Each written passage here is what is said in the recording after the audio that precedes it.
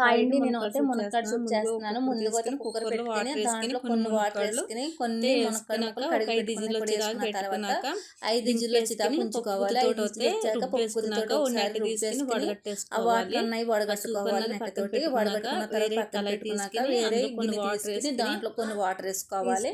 అవి మరుగుతున్నప్పుడు కొంచెం రుచికి సరిపడే సాల్ట్, అలాగే నేను అయితే కరివేపాకు తీసుకున్నానండి. కొత్తిమీర తీసుకున్నా బాగుంటుంది.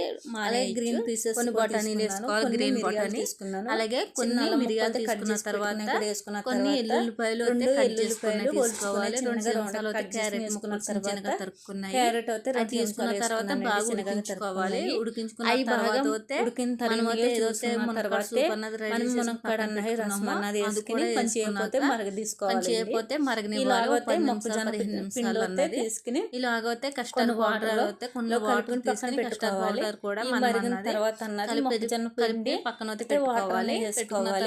వేసుకున్నాక మనం చిన్న మంట మీద 15 నిమిషాలు బాగా మరగనివ్వాలి. ఎందుకంటే మునక్కాడ సూప్ అనేది చాలా బాగుంటుంది, చాలా మంచిది.